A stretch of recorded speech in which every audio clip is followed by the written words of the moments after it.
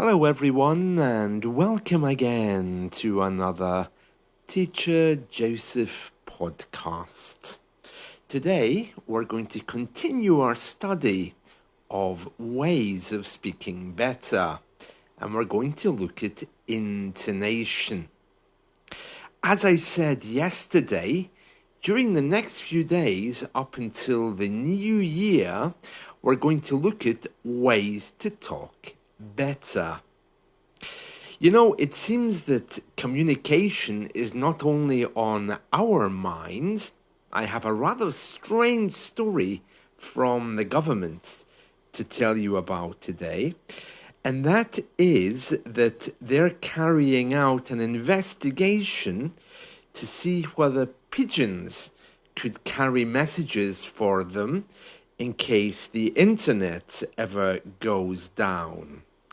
That's right, if the internet ever stops working, the British government is investigating whether it would be able to use pigeons to send messages to vital points across the UK. And they've already spent £200,000 on this project, and they're currently looking at it along with the University of Bath to see whether it's possible. The idea is that if the internet goes down, our communications infrastructure, how would they be able to send messages in a very quick way? Well, I suppose putting someone on a motorbike wouldn't be quick enough. Maybe a pigeon would be the best way to do it. But I suppose it depends on why the internet goes down. I mean, if there's some kind of weird catastrophe, it could also affect pigeons too, couldn't it? Because they have very sensitive homing abilities. Who knows what they're thinking? But that seems to be big news from the UK, and that's currently being investigated. Interesting, isn't it? Well, we're hurtling towards 2024, and we really hope that your speaking can improve by then. So let's move on to what we're going to talk about today, and that's intonation. Now, intonation, the voice going up and down, is one of the most misunderstood things in British culture, because we do use it, but we use it very subtly. I mean, when I go to the bar or to the coffee shop, it's not common here to refer to a coffee bar as the bar.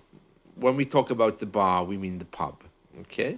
So when we go to the bar or the coffee shop, I don't say to the person, "I would like a latte, please."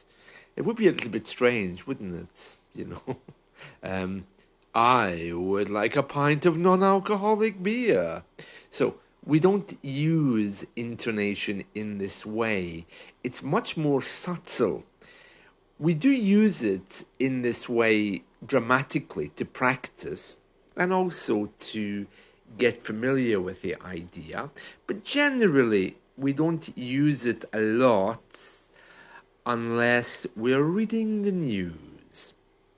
Having said that, though, if you're out and about with your friends and you're talking to them, intonation, just generally speaking, is very important because it gives the added music to the lyrics, which you really need in order to understand what someone's really saying to you.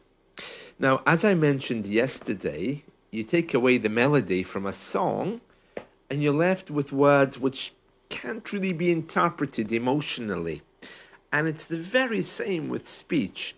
There has to be a little bit of intonation there, a very gentle intonation, and you can increase that all the way up to loud and dramatic intonation if you're reading the news, for example. Everything needs to have some kind of intonation. Every statement you make in English needs to have its music. Now, I know what you're going to say. You're going to say, oh, but Teacher Joseph, I'm not musical. Well, not everyone is, but I'm sure you can at least hear music, even if you don't appreciate it. Everyone can remember a little tune in their heads, even if they don't really understand the whole meaning of the composition or the science behind music. I mean, I play the piano, but I'm not very good with the theory of music because I'm just rubbish at basic mathematics. So you don't need to be understanding everything except to know that it's there. And it's the music which gives the message much more than the words. Now, let me just demonstrate that for you. As I mentioned many times before on previous podcasts, if you ask an Englishman, how are you? You get the same answer, but the way he tells you the answer will determine what he's really feeling or thinking. For example, how are you?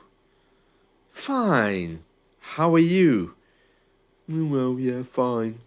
How are you? Yeah, fine. So you can hear there the word is the same. So you can't rely on it to read anything. I mean, to give you a clear meaning. You can't rely on the word to tell you anything. You have to rely on the intonation in order for you to read the situation accurately. So, fine. Well, fine, I suppose. And fine. Those are three very different states. And it's the tone. One has a large breath, fine, with a downward trend.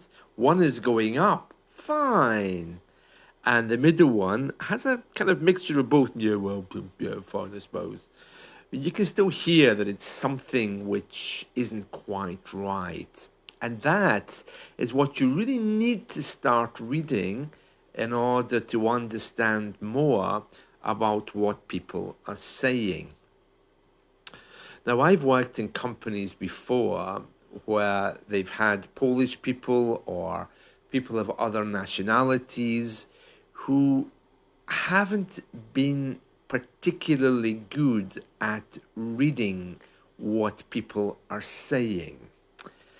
And it's caused all kinds of problems because if you're in a team, especially in a British team, everyone's very polite. So you have to know very quickly what someone is saying to you, even though they're not using the correct words. Okay, and if you don't, you can very quickly find yourself in a difficult situation. Likewise, if you only use words and not intonation to speak well, you might find that people think that you're too direct. Now, in the situation which I'm referring to, it was a young lady who didn't smile, didn't use intonation, used one word answers when she was asked anything, and appeared to be quite defensive. But it was only because she didn't know what rules were playing out in the office. So every day, her colleagues would come in and say, "Hi, how are you?" And she would respond with, "Fine," in a very cold tone. And then they decided that maybe she wasn't very approachable. So they decided to stop saying hello, how are you in the morning, and just slowly make conversation because they felt her answers were a bit direct. And of course, that didn't really work out. So she was taken away to the meeting room by the boss. And the boss said, "Is everything okay? How are you doing?" And she said, "Everything is fine, but I don't understand why people are asking me if I'm okay all the time. If I had a problem, I would say." So she clearly didn't understand that people were just going through this very polite dance and were using intonation as well. But her responses were not playing that game. And eventually they fired her, saying, "You don't fit into the team," because it looked like she wasn't making an effort to be nice. It's a really sad story, but unfortunately, that's the way politics play out in the office. It's all about power, control, making sure the team is at peace. Now, of course, you don't get anywhere by being nice. Somewhere, at some time, you need to be quite strong just to get stuff done and avoid all of this politeness. And that's fine. To be a good manager, you can do that. But in the first instance, you need to be showing that you're at least approachable. Once you're moving up the chain, then of course you can adopt your own style. And sometimes you might need to do that to break through the kind of fake language we have. But before that, intonation is incredibly powerful. Listen to the news today, and you'll hear any headline which is triumphant or positive, with intonation going from up to down. For example, Britain today has announced the appointment of a new Prime Minister, a historic moment. And if you compare that to perhaps an intonation of sadness, in other news today, the Queen has passed away with a much softer kind of tone. Still the same, though, is starting at the top and coming down. In general speech, you just want to make sure your intonation is going up and down just a little bit to assure people that you're listening and can be listened to. If you don't do that, then you will be speaking very flat. And that causes another problem because people can't really read how you sound. Now, these are just a few very general tips about intonation. The way to pick it up, as always, is by shadowing, hearing and saying what other people are using, how they're intonating, and for you to copy them. I'm a big advocate for shadowing. It's what kids do. Kids can't read or write, so you simply listen to someone else and try to repeat without understanding. I've done many podcasts on shadowing before. You just listen to the radio for 20 minutes and just copy whatever you hear, like a game. Switch off your mind and try to imitate the voices, paying attention to any particular sounds that you think are not correct. That's intonation. So just listen to other people, notice how their voices are a little bit musical. Now, I know that there are certain countries in the world which think that intonation is a bit fake. And you're probably right. It certainly can be very fake, and it can be used in very bad ways to try to create a mood, for example. I remember once I had a boss that used to always use intonation to make us feel guilty. She spoke to us like children, you know. "We have an English class at 3 o'clock. Please remember to be there on time." And I'm thinking, yeah, well, it's what we always do, be there on time. And I'm thinking, I wonder, does she have a reason to suspect that we're going to be late? You know, so if she had have said, just to remind you, be there on time, nobody would have bothered. But that very soft intonation going up and down to remind us was really bizarre. You know, in England, some bosses often use cliches and have a particular style of communicating as well. It can be a mixture of the way a mother would talk to a child.